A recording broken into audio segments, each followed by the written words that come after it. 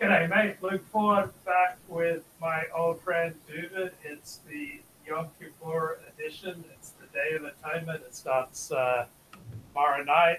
It's a fast day. It's a far more joyous occasion, I think, than most non-Jews realize. Would you agree with that, David? Um, it's not a day of mourning, but it is a day of fasting and seriousness. The bulk of Jewish theology is contained in Yom Kippur. The comparisons to maybe what Christians would consider interesting about their theology, they'll find the most of it in the Yom Kippur liturgy. And the surveys will show that that's one of the top things. Obviously, Holocaust remembrance is the highest survey among commonalities of Jews.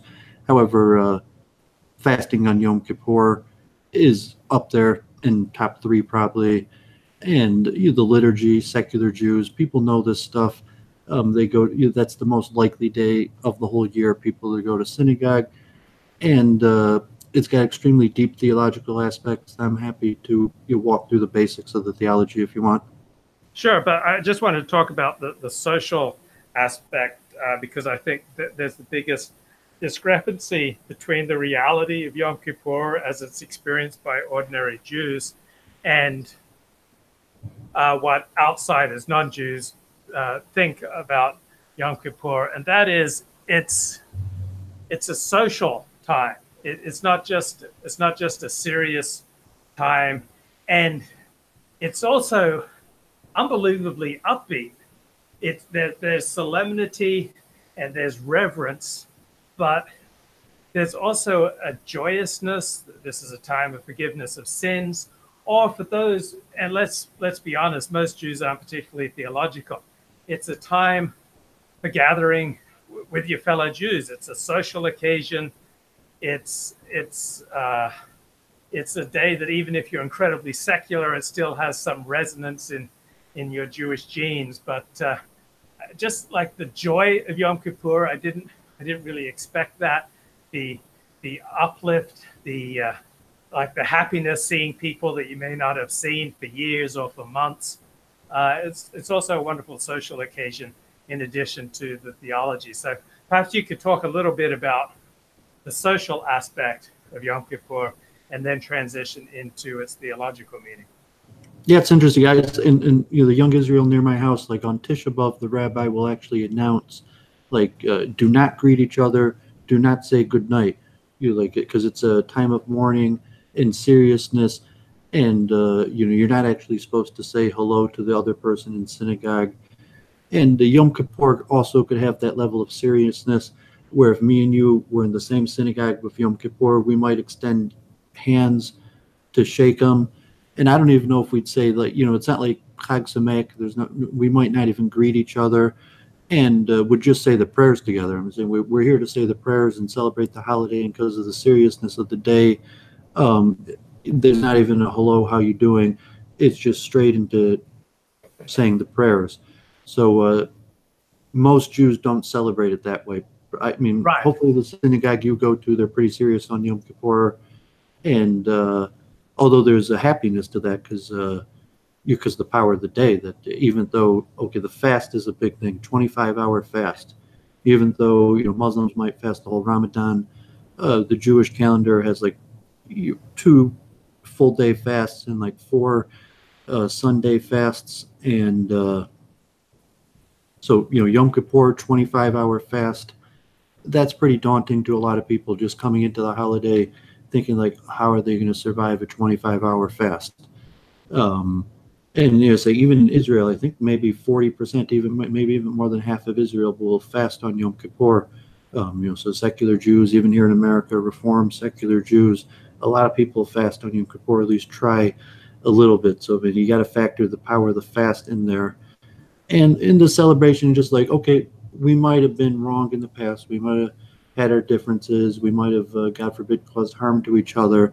But because of the overwhelming circumstance and power of God, that we're going to come together and resolve our disputes and all stand before God in judgment and that power so much that we'll overlook whatever difficulties we've had because of the bigger perspective of God. Yeah, let me say one more thing before you get into the theology, is that if you're not Jewish or you're not an observant Jew, you probably don't have any sense of the rhythm of Jewish life. In traditional Jewish life, the day has a rhythm. There are blessings to say upon our getting up in the morning, then you go to synagogue typically, you say morning prayers, you study some Torah, some Talmud, some Daf Yomi, you'll nosh typically, and then go on your day. And then there are afternoon prayers and evening prayers, and then they're saying the Shema before you go to sleep. And then the week has a rhythm where Friday afternoon you're getting ready for the Sabbath, and the Sabbath hits, and you basically disengage from the wider world, take 25 hours off from the wider world, and then the secular week begins after sundown, after the end of the Sabbath on Saturday night.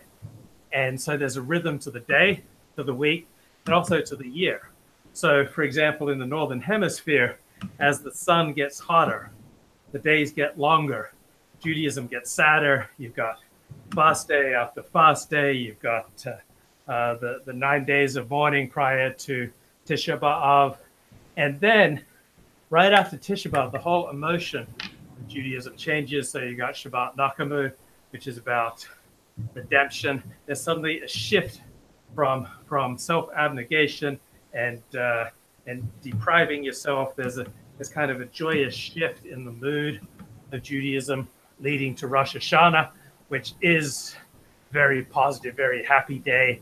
And then there's also a whole spiritual preparation leading up to Yom Kippur. It's not, if you're any kind of a Jew who takes Judaism seriously in any way, you do some preparation before Yom Kippur. You try to minimize your disagreements or your breakings with other people. You try to repair broken relationships. You try to make amends for your sins against other people. You try to make amends for your broken relationship with God. So there's all sorts of momentum. And I mean, if you pray regularly, if you're a regular prayer, it starts leading up with Elul the whole month before Rosh Hashanah, with the insertion of prayers, the blowing of the shofar every day. So I mean, you go to chakras every morning, and it hits the first day of Elul, they start blowing the shofar, and they add in Psalm 27. So then when it comes to about 10 days before Rosh Hashanah, all of a sudden you have slichas, like a whole added, could be 20, 30 minutes of more prayers, special prayers that usually aren't said the rest of the year. And in the whole 10 days between Rosh Hashanah and Yom Kippur, there's slichas, there's these added prayers. So, in America, the 10% of America or less who would probably be saying those prayers might not have such the whole, buildup of a month of time. And really, that's just the 1 or 2 days they go to synagogue a year. So people go to synagogue Rosh Hashanah, maybe 1 or 2 days, and then on Yom Kippur. And but it's still a joyous moment, So you have the fast and the theology, but you're just coming together and everyone's there, and there's this kind of overwhelming, like, this is the day I'm forgiven. It's kind of exciting, even though there's scariness and the judgment. To me, I look forward to it. Like sometimes I worry about the fast, and in the self-examination could cause a person to go crazy somewhat, to do too much self-analysis in that manner. But to me, I look forward to the holiday. Yom Kippur is one of my favorites.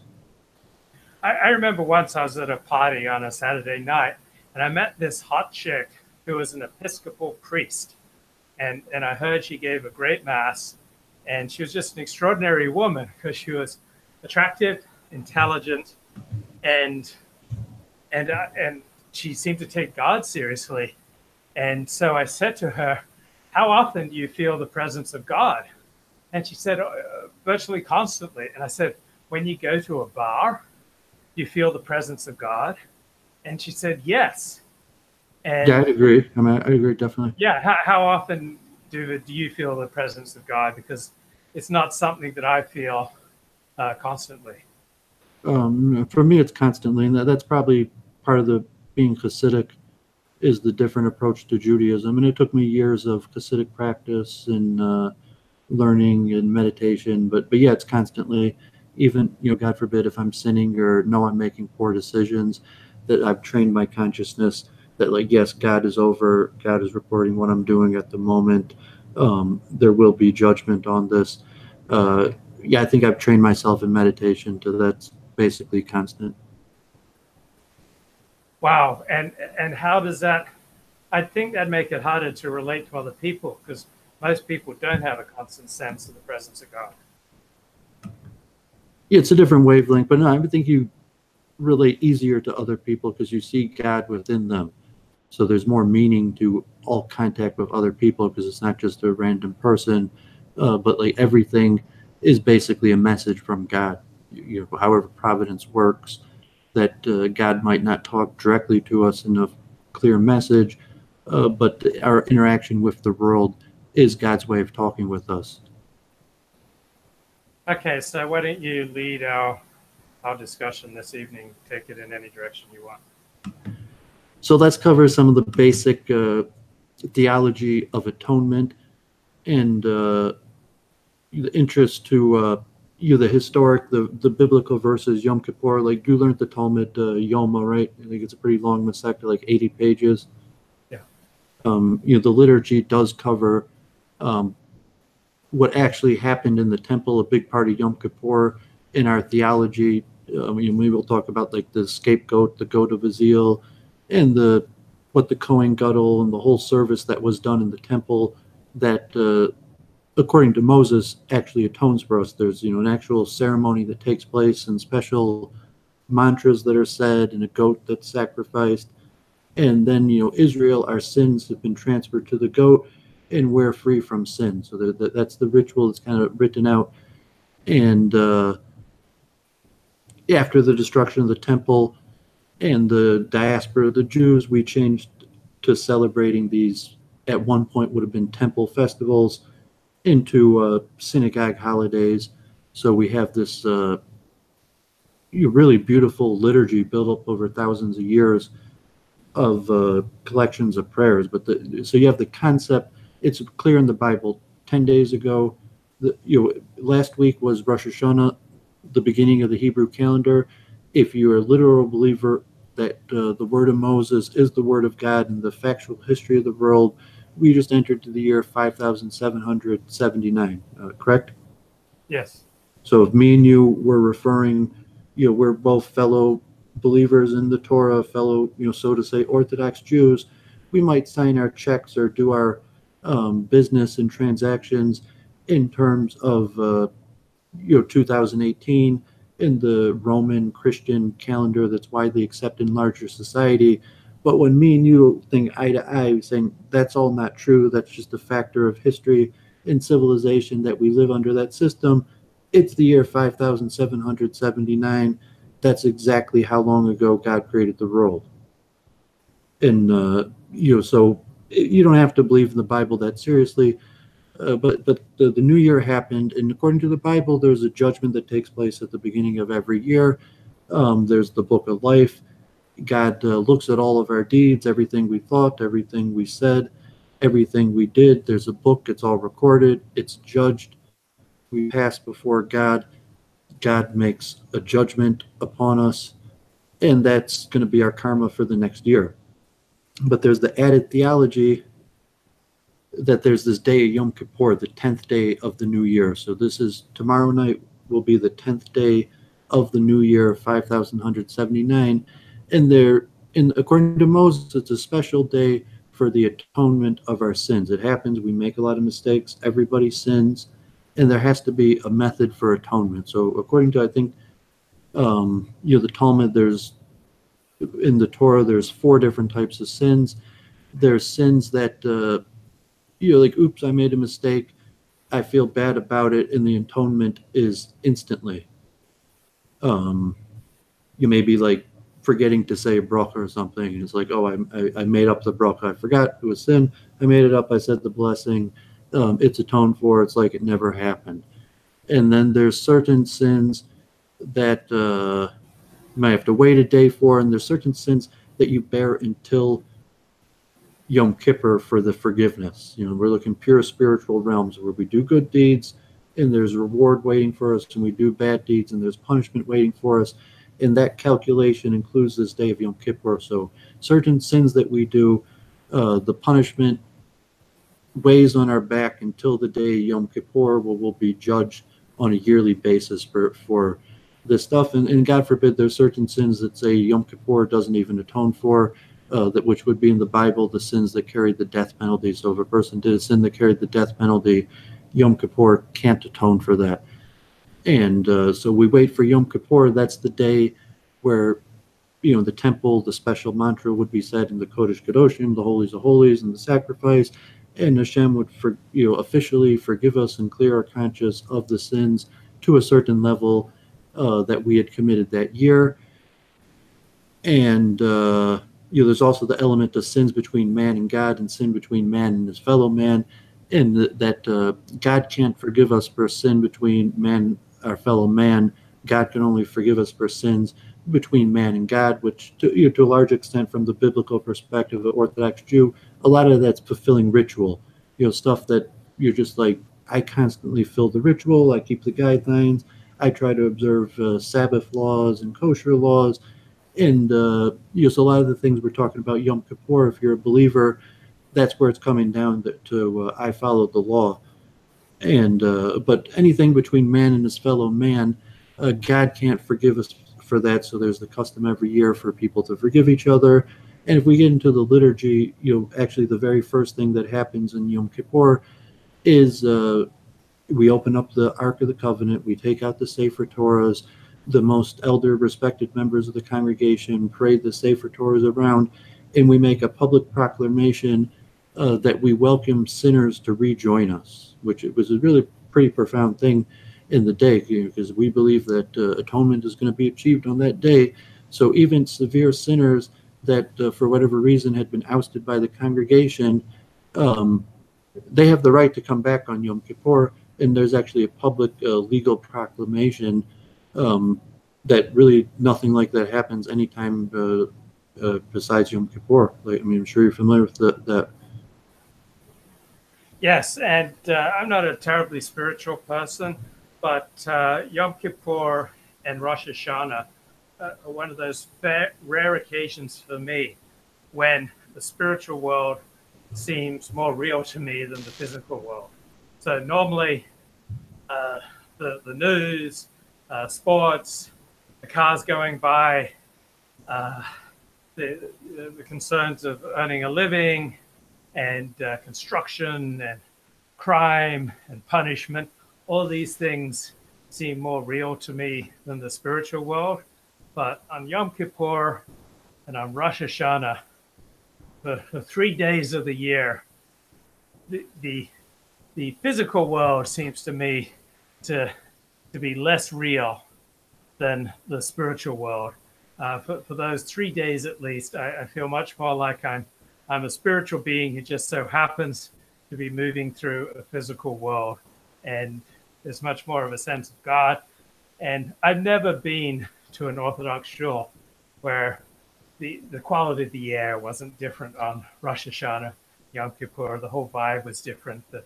These were people taking the day seriously. By contrast, when I've gone to Reform and conservative temples on Yom Kippur, the women, by and large, are dressing like they're going to a discotheque.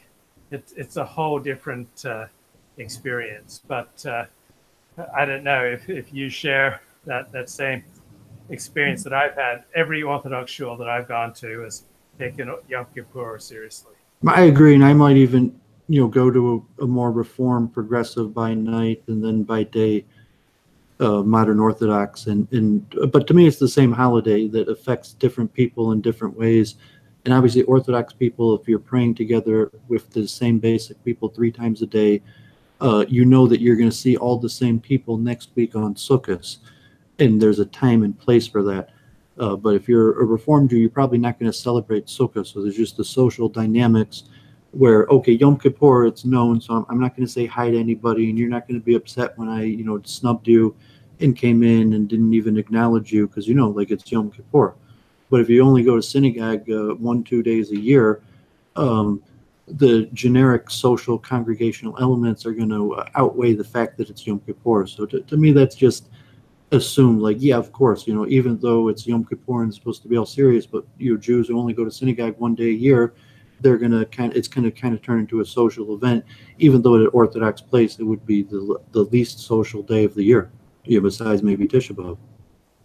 Yeah. So, in my experience in Orthodox synagogues, usually most of the congregation will greet you on, even though it's maybe not what they should do, but still, um, even in Orthodox synagogues, by and large, people will greet you, shake your hand, say hello, how you doing, On Yom how was your Kippur. week? Yeah, even on Yom Kippur. So obviously, in more religious Orthodox synagogues, they won't do that. But the ones that I've been to, by and large, people will still greet you. So Do there's people at yours, anyone wear a kittel at yours? Are there at least yeah, a lot of people will wear a kittel, but Will you? no, I don't wear a kittel. But for many Orthodox Jews, Orthodox Judaism is a way of life. It's not even a religion. It's a way of life. It's something that they were born into. They see no alternative for themselves, and so for those for whom Orthodox Judaism is primarily just a way of life, then they will talk during davening. They will talk about business and sports and politics and shul. Then for the Baal Tshuvas and the converts, and for the professional Jews, meaning the people who get paid to be rabbis, who get paid to be teachers, they will be much more religious. For those for whom it's just a way of life, it's in large part a social gathering where there isn't as much religious devotion. Yeah, generally, you're correct, but I would, in defense of secular Jews in Reform, maybe conservative, modern Orthodox congregations, there will be times of the ceremony that everybody is serious. Even in a progressive, feminist, whatever congregation, there's going to be a few periods on Yom Kippur where everybody's praying, even though maybe a lot of it will be talking and less serious. And from the ultra Orthodox, very yeshiva or serious community, where it's just known like there's going to be zero talking on Yom Kippur. Nobody's going to say hello to each other, and we're just going to do the prayers. But it's going to be kind of communal, not like where one person, you have a cantor and even like a microphone, and one person singing a bunch of songs. The more where everybody's into the holiday, it's participatory. And in more, I don't call it like advanced, but people like, I studied for Yom Kippur, I learned the songs, I know what's coming. So when like singing is part of being Hasidic, so when it comes to that part in the service, like everybody's going to sing, and whether you're a singer or not, you're going to do it. And probably in your congregation, there's at least a few points on the holiday it's going to be like that. Everybody's singing because it's the seriousness of the day. Yeah, in an Orthodox shul, if people are talking on Yom Kippur, it will generally be those who are FFB, those who are free from birth. And the ones who don't talk in shul on Yom Kippur, they're either converts, they're Baalei Tshuva, or they're professional Jews who make their living as a rabbi. I hope we can get into the liturgy. Because you're thinking, to see like, yeah, but they wouldn't be talking during certain parts of the service. Yes, correct. And even the most blasé Jew will generally shut up during certain parts of the liturgy. And even the modern Orthodox synagogue near my house, like they might spend 10 hours in synagogue on Yom Kippur. So the progressive, they might spend 2 hours the Yom Kippur service in the morning, and say some of the most important prayers. So they only have 2 hours to, the one time they go to synagogue the whole year, and it's only 2 hours, and the prayers and the importance. So they just have to spend most of it talking. But there will be a few points where basically everyone's silent when they blow the shofar. Probably everyone's silent. You might be a few prayers like Avinu Malkeinu or special parts of the service, maybe Yizkor, the point of remembrance, where basically everybody's quiet, nobody's going to be talking, not taking that part serious. And if you're spending 10 hours in synagogue, you might be able to spend 4 hours of those talking. So even though you might spend 5 hours talking, you spent 10 hours in synagogue, so you spend another 5 hours. Probably 30 minutes of that you're singing and taking the prayers extremely seriously and feeling a congregational moment. Yes, and also for even if you're Reform or secular. Yeah, and also for people who have trouble with keeping their concentration on the prayers, for me, my attention maximum for prayer is 20 minutes. So on Yom Kippur, if you're frum, you may well spend 10, 12 hours in synagogue on Yom Kippur. So people like that will bring a sefer or two, a book, a Jewish book, an art scroll, Gomorrah, or some holy work that you can dip into and refresh yourself when you run out of steam for the davening. And like you said, the wind, so the Kabbalists will say that really the whole year is contained within Yom Kippur. It's literal, that God stands in judgment for the year and looks at all our deeds from the past year and makes a determination what's going to be, how much money we're going to make, if we're going to meet the right woman, or sickness and health. And we could actually say over some of the prayers that have very nice ways to say all of these things.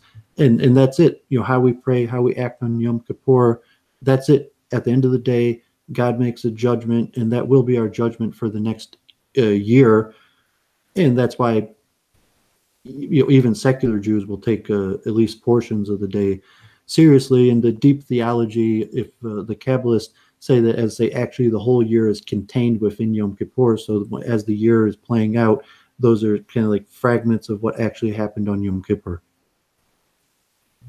Right. That's the mindset for a lot of Jews on Yom Kippur, and it's certainly mystical teaching that's if you just say Hashem's name with clear enough intentions, you might be a millionaire, because you're feeling whatever it is, like you find the woman you're going to marry and build up a family, whatever it is you're desiring, and say like that hinges on how purely and how sincerely you say the prayers that day.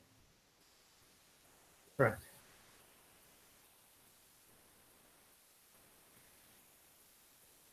So go ahead and take if you don't mind, I'd like to read just some of these powerful prayers, because really, like, when you think Judaism's a beautiful religion, and probably the most beautiful part of the religion would include some of the prayers that we say on Yom Kippur. And part of the deep theology, like forgiving each other. So this was written as a confession before Yom Kippur, and this is just the part about forgiving people who have wronged us. And you might see where Christian theology, where Jews don't really talk about this stuff too often, except the prayers on Yom Kippur. So, but since I know that there is hardly a righteous person in the world who never sins between man and his neighbor, either monetarily or physically, in deed or in speech, therefore my heart aches within me, because for sin between man and his neighbor, Yom Kippur does not atone until one appeases his neighbor. For this I am inwardly heartbroken, and my bones shudder, because even the day of death does not atone. Therefore I cast my supplication before you, that you have mercy on me and allow me to find favor, kindness, and mercy in your eyes and in the eyes of all people. Behold, I extend complete forgiveness to everyone who has sinned against me, whether physically or monetarily, or who has gossiped about me or even slandered me. So too to anybody who has injured me, whether physically or financially, and for any human sins between man and his neighbor, except for money that I wish to claim and that I can recover by law, and except for someone who sins against me and says, I will sin against him and he will forgive me. Except for those, I grant complete forgiveness, and may no person be punished on my account. And just as I forgive everybody, so may you grant me favor in every person's eye, so that he will grant me complete forgiveness. Have you said that one? Many times, yeah. You're going to say that before Yom Kippur. Right. It's pretty powerful. Do you feel that way? We discussed that one point in your show. You were saying, do you harbor hatred for everybody? Or you go into Yom Kippur and say, like, I forgive everybody, willful. The degree of my intention, my kavanah, will vary. It's not like I could pretend that I have that 100% kavanah every time before I go into Yom Kippur, and sometimes I have close to 100%, and sometimes I don't. It varies. So, relative to the alt-right and the characteristics that might be complaints about Jews in society, Kol Nidre has been historically very controversial of a prayer and the kind of concept of Jewish duplicity. And maybe we could discuss that in a positive light, because the beginning of Yom Kippur, the most famous prayer probably in Judaism, is this Kol Nidre, which really isn't even a prayer. It's a legal declaration to cancel vows in concept with the atonement of the day and the resetting of the year, that it's conceivable to say, like, you don't have to keep your word because we could get together and as a congregation annul any vows that we had made. And it's chanted at the beginning. There's the first declaration, which I mentioned, with the approval of the omnipresent and with the approval of the congregation, in the convocation of the court above and in the convocation of the court below, we sanction prayer with the transgressors. Then I was talking about inviting the transgressors back into the congregation and giving them a new chance with the new year. And then we go into Kol Nidre, so all vows, prohibitions, oaths, consecrations, konam vows, konus vows, or equivalent terms that we may vow, swear, consecrate, or prohibit upon ourselves from the last Yom Kippur until this Yom Kippur, and from this Yom Kippur until the next Yom Kippur, may come upon us for good. Regarding them all, we regret them henceforth. They will all be permitted, abandoned, canceled, null and void, without power and without standing. Our vows shall not be valid vows. Our prohibitions shall not be valid prohibitions, and our oaths shall not be valid oaths, which is very important for the theological concept of the day. And every secular Jew who's ever popped into Yom Kippur knows that when they go to synagogue, this is the first thing that happens. And I don't know if you had any thoughts about on Kol Nidre, or when you first experienced Yom Kippur, and then you thought about the forgiveness of vows, or the renunciation of vows. It's entirely material between man and God. It doesn't renounce vows between man and man. If you've harmed another person, God's not going to forgive you on Yom Kippur until you not just have said, I'm sorry, but have made amends. So in Judaism, you have to make amends. It goes far beyond just saying, I'm sorry. You can't steal from somebody and then say, I'm sorry, and expect just instantaneous forgiveness. There's much more to it. You have to make amends. And the whole vows of Kol Nidre about how we as a community have fallen down on our obligations to God. They are not about vows between man and man. If you've broken your word, if you've made a bond with another man, Kol Nidre is not going to get you off the hook. Kol Nidre is a service to how we as Jews have let down God, have not lived out to our obligations to God. It's not about getting off the hook for cheating, stealing, or letting down any human being. Pass. Yeah, I like the confession, and the halakha is pretty clear and standard for the vidoi part, and that's why some, like, even you probably during Vida people aren't talking. There might be a few, but we actually have a congregational public confession of our sins, and we're supposed to bow and prostrate ourselves and thump our chest each time.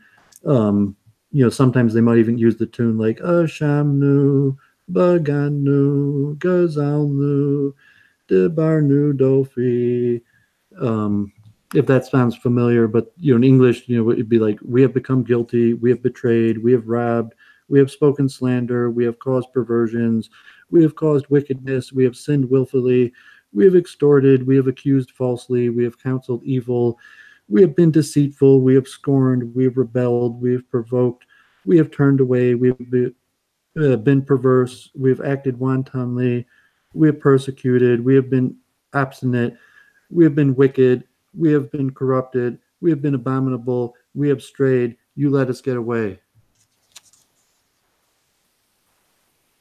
Don't you Yeah. love that? I mean, like saying when you converted to Judaism, like you love that. You go to synagogue and everyone's together and we say that and make the public confession. That's like one of the most powerful things of the whole year.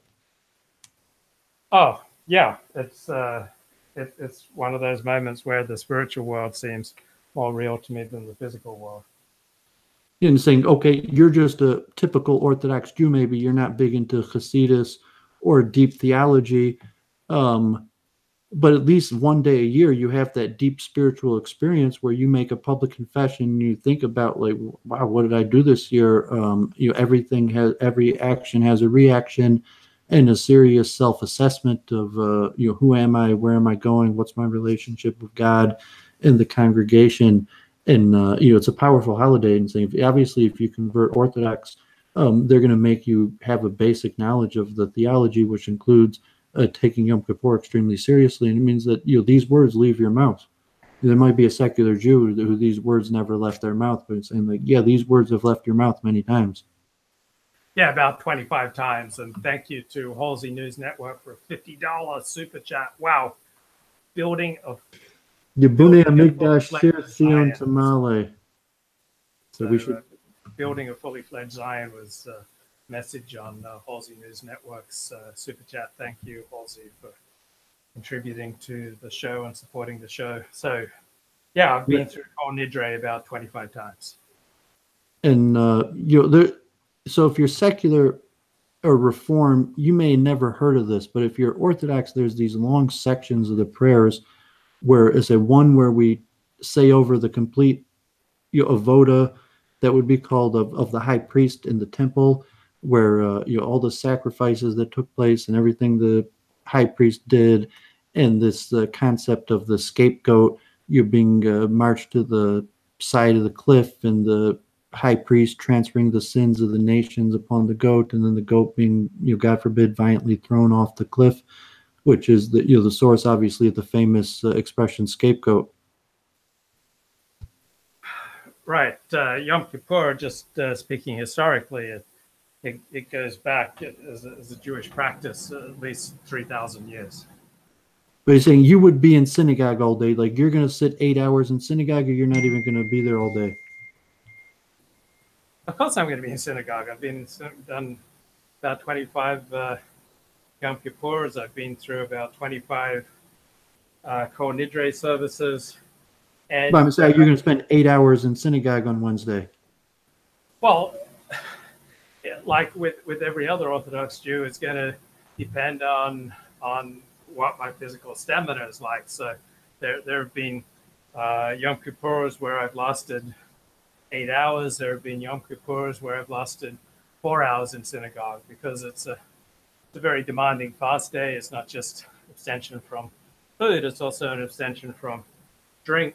And Yom Kippur is not a death sentence. Okay, so if I become sufficiently weak, I'm going to go home and lie down, whether that happens at 11 a.m.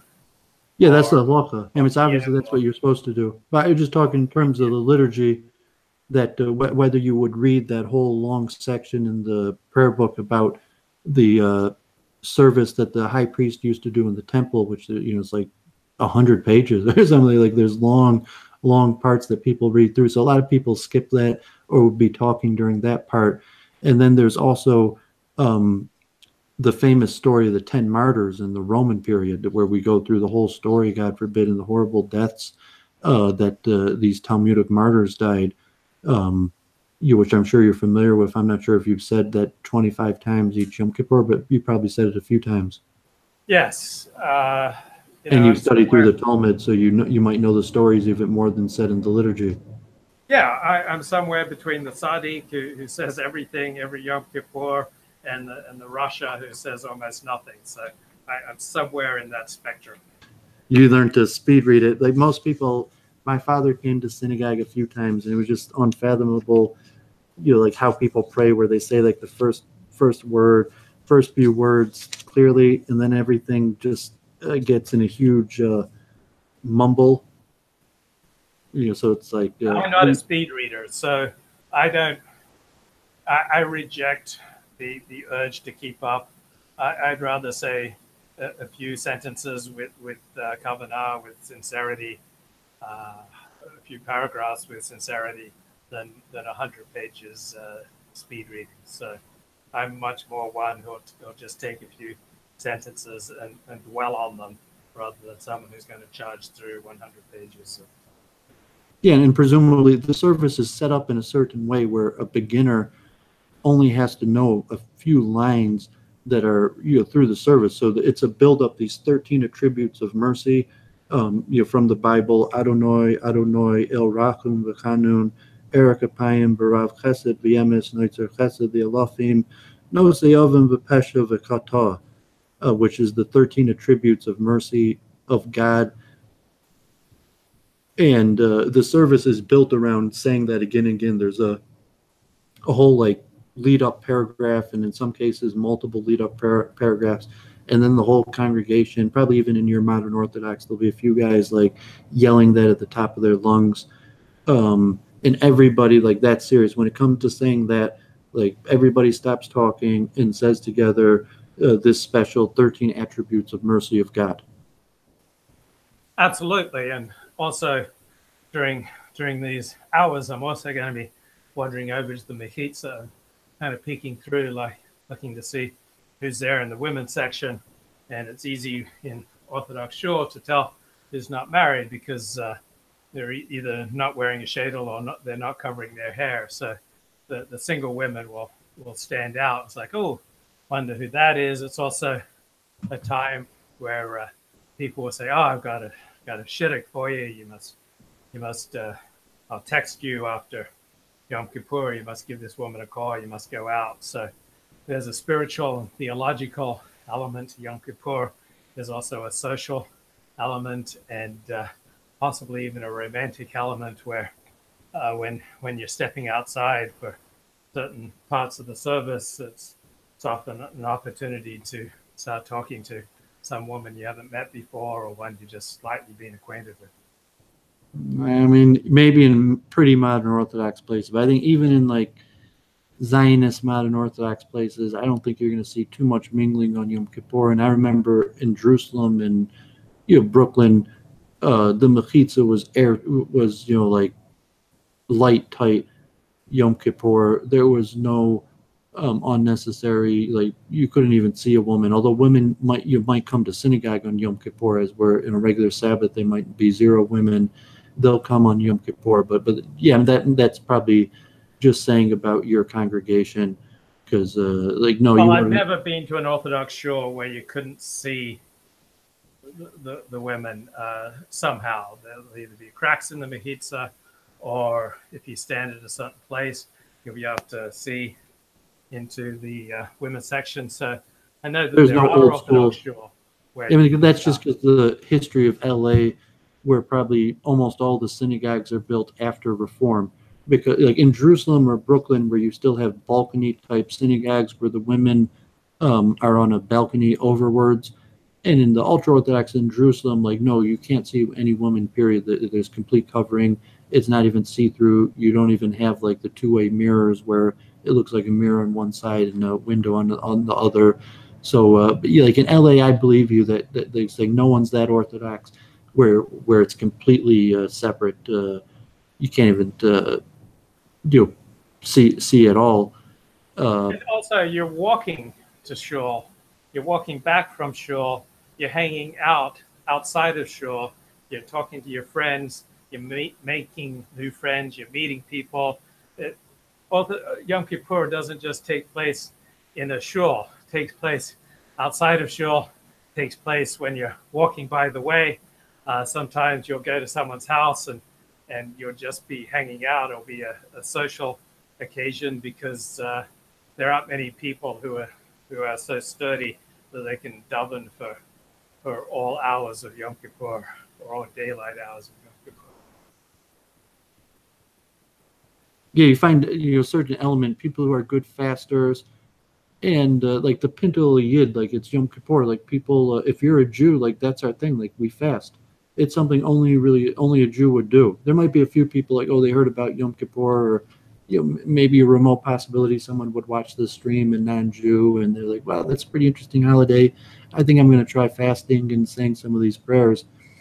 But if you're a secular Jew, you know Yom Kippur is the most serious day of the year, and that we fast. And also, there's a big difference between what you do publicly and what you do privately. So virtually all Jews will fast publicly, but also a significant number will, when they're in the bathroom and the door's locked, they'll drink some water, or they'll have some granola bars or candy or some refreshment kind of locked away that behind locked doors that they'll indulge in, even though it's a sin. It's how they will get through Yom Kippur. Among secular, because usually they're just going to go to synagogue in the morning for a few hours and then that's it. But if you're Orthodox, one thing like Yom Kippur, a lot of people don't go home. They just go to synagogue in the morning and they're there till the end of the day, and there's no reason to go home. And even the Young Israel near my house, I think there's only an hour break in prayers the whole day. I mean, say, yeah, a lot of people go home, they don't do it, but it's saying it's set up, there's not a big break. And even during that hour break, there might be a class. So communally, if you're going to go back to services, and obviously Yom Kippur, the most heartfelt service where everybody's participating the most is Nila near the end, and maybe we could say over some of the prayers. But yeah, you're not going to be able to look your fellow Jew in the eye if you're not fasting. I'm saying, okay, you might be a trained pathological liar or something, but like if you're Orthodox and you're going to be with the congregation for Ne'ilah, and okay, if you were sick or you're weak and you just had to eat, that's the halakha. The halakha is you guard your health and you shouldn't get sick from fasting. But no, I don't think you have people that are dishonest in that way, because it's the communal structure would kind of weed those people out, where you have to actually be part of the community that's following the same rituals. You can't really not be fasting and sitting next to your brothers praying, even though you didn't fast. Well, even in Orthodox shuls, they're filled with people who don't live up to all the demands of Orthodox Judaism, even on Yom Kippur. Well, they're supposed to be there. I mean, as we said, that we open the house to Yom Kippur, everybody is welcome. They're supposed to come in by saying, if you're a good Jew, you prepared, you're an Orthodox Jew, you're saying you're fasting on Yom Kippur. And so when you see those people, like, yeah, we're glad you came, and we hope you repent and become a better person. But you could see their demeanor, like, oh, this person isn't even fasting. Like, they can't be that enlightened of a person. Even though, okay, they might be your fellow Jew, your fellow human being, and you wish them the best and hope that God judges them favorably also. But just from a level of Orthodox Jew, you sit next to someone Yom Kippur, and you see how prepared they are for the holiday, how seriously they take their Judaism. And your rabbi certainly would notice that about you, and you'd be like, okay, that's why you might have to buy your way into the congregation.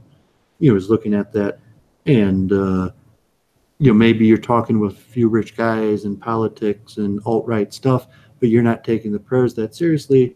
And the rabbi or whoever in the congregation, might be like, Luke Ford does not take his prayer. He doesn't take his prayer. This is not about me. This is not about judging Luke Ford on Yom Kippur. Well, it's not a judgment, you're saying, because God will judge you based on your good deeds and your bad deeds, not necessarily on how seriously you take the prayers. But to a certain level, it's a congregational dynamic where it's saying, like, yeah, people are going to notice how seriously you take this prayer. And I mean to put it on you, on anybody that we were talking about, someone who's going to try to con the congregation by not fasting. And I think, like, no, I mean, you could tell if someone's trying to con the congregation by not fasting it. Most of the time, maybe there's a really good con man. But no, I don't think you could be a con man in an Orthodox congregation like that. Well, there's in every Orthodox shul or every Orthodox community, there's a large discrepancy between the image that people put forward publicly and then the way they conduct themselves when nobody's looking. Orthodox Jews have all the same human frailties as non-Jews, non-Orthodox Jews. And also in pretty much every Orthodox synagogue that I've been to, there's a sense of camaraderie that goes beyond punctilious observance. So I'm sure that there are Orthodox Jews where people are very quick to judge and to catch someone out for doing the wrong thing. But by and large, the Orthodox Judaism that I have known is there's a tremendous sense of camaraderie. We're glad you're in shul. We're not looking to bust you. We're not looking to pour you out for your human frailties. Much more, there's a communal sense that we're in this together, that we all have different strengths and weaknesses, that we all, we all fail to live up to all the demands of Orthodox Judaism in different ways. We have our failings, but the Orthodox shuls that I know, they're not looking to bust people for being sinners. Much more, they're looking to inspire and to celebrate the camaraderie of being together as Jews on this holy day. No, I certainly agree. And that wasn't what I was trying to say, just saying that to some point it is obvious to most people in the congregation how seriously a person takes their Judaism by how they conduct themselves during the prayers, whether, how much of that aspect of the holiday that matters. Yeah, I mean, certainly it's mostly a celebration. It's communal. The theology talks about us being judged as a group, the sins of the whole nation transferred onto the scapegoat. Although we are judged individually, we're also judged as a nation. And like a celebration, Yom Kippur, we're probably not going to be like dancing, you have arms interlocked and happy fun like that. But in a serious way, yeah, it's extremely communal because we're the group of people who takes these rituals and do these things seriously, and this is our day that we stand together. So yeah, in many ways, it's the most communal day of the year, even though we don't actually communally do any activities. There's no meals. Usually like the big thing, the Sabbath meal, Kiddush club, Kiddush. None of that exists. Yeah, it's a people haven't showered. Also, generally, people we're not supposed to eat, have sexual relations, wear leather, or bathe. So also, people might be smelly and more haven't bathed for a day, haven't drinking any water, a bunch of bad breath or something. But even there's the power. It's a powerful day. I mean, really, it's the most powerful day of the whole year. I mean, that's the basic theology. That's why people, as like a tribal identity marker, secular Jews will fast on Yom Kippur because that's just like their tribal identity. Yeah, like I feel the pain of the nation, even though they might not believe in the religion. That's how they identify as a Jew by fasting on Yom Kippur. And I don't know if Goyim. I mean, I know religions have fast days. Maybe some Goyim have fasts like to remark military defeats or mourning, like Tisha B'Av. If there's, obviously Islam has a lot of fasting, and different forms of Catholics fast. I don't know if Adventists have that much fasting. Not much. So some Seventh-day Adventists I've noticed they do something called a social media fast. They abstain from social media for a week or 2 weeks or a month. I mean, if you're a rationalist, you might, God forbid, be embarrassed of this, and you say you came into Reform. You're looking at it. The Reformers were embarrassed of what we were doing and changed the service, and you're thinking like, okay, I'm really superstitious. I say Kriya Shema twice a day, every day, without exception. Like I might miss davening or do sins, but like Kriya Shema, like I always say Kriya Shema morning and night, never miss it. Thank God, Baruch Hashem. And I always say the first sentence, Shema Yisrael, Adonai Eloheinu Adonai Echad, loudly. In the second sentence, Baruch Shem Kavod Malchus Le'olam Voad, blessed is the Lord from His place forever and ever. We whisper that quietly, right?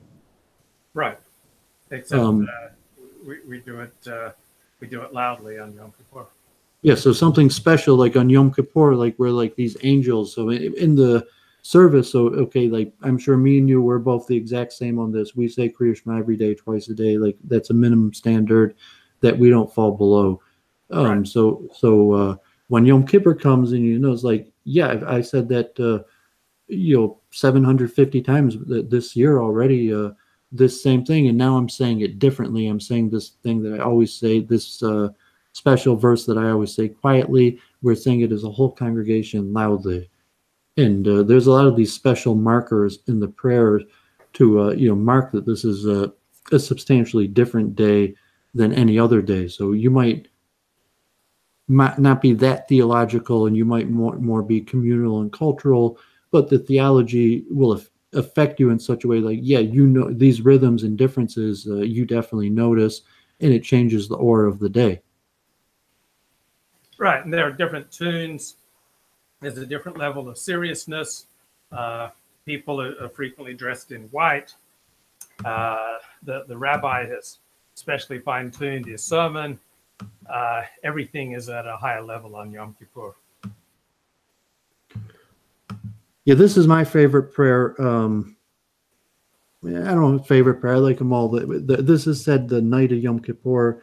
The kihine kakaimer, like the clay in the hand of the potter, and it talks about the Jewish people as a whole in the hands of God, and gives a bunch of parallels. And I don't know, in your synagogue, you might use the same tune, like Keina naknu biyadcha chesed notzer. And there's a bunch of verses. If you don't mind, I'll read a few of them. Sure. Like the clay in the hand of the potter, he expands it at will and contracts it at will. So we are in your hand, O preserver of kindness. Look to the covenant and ignore the accuser. Like the stone in the hand of the cutter, he grasps it at will and smashes it at will. So are we in your hand, O source of life and death. Look to the covenant and ignore the accuser. Like the axe head in the hand of the blacksmith, he forges it at will and removes it at will. So are we in your hand, O supporter of poor and destitute. Look to the covenant and ignore the accuser. Like the anchor in the hand of the sailor, he holds it at will and casts it at will. So we are in your hand, O good and forgiving God. Look to the covenant, ignore the accuser. Like the glass in the hand of the blower, he shapes it at will and dissolves it at will. So we are in your hand, O forgiver of willful sins and errors. Like the curtain in the hand of the embroiderer, he makes it even at will and makes it uneven at will. So are we in your hand, O jealous and vengeful God. Look to the covenant and ignore the accuser. Like the silver in the hands of the silversmith, he adulterates it at will and purifies it at will. So are we in your hand, O creator of cure for disease. Look to the covenant and ignore the accuser. That I assume that's probably a part where your congregation sings that to a nice melody, and almost everybody takes very seriously. Yes. And it's a powerful poem. Extremely. It's only said one time a year. And it talks about us kind of being helpless in the hands of the nation, saying that we're God's special tool here in the world, and God could basically do with us as God pleases. And but that's we say in the prayer not to look to the accuser. And there's a lot of bad things being said about us, and we probably have a lot of sin on us, collectively as a people and as single individuals. We're guilty of a lot of sins, and there's a lot of accusers. And we're looking for God to make a sum total calculation and be like, yeah, the Jewish people are pretty good. I'm going to forgive their sins, or deal the punishment, the proper crime for the proper punishment. But generally, I'm pretty satisfied and happy with what my people are doing. And I'll listen to their accusers, and then we might have to pay some fines or make some reparations or whatever. But generally, we want to be judged positively. And it creates this nobody gets left behind type spirit that's very communal about it, and that our judgment is based on a collective. And in terms of rituals like this, the Jewish people, high ethnocentricity and ethnocentricity.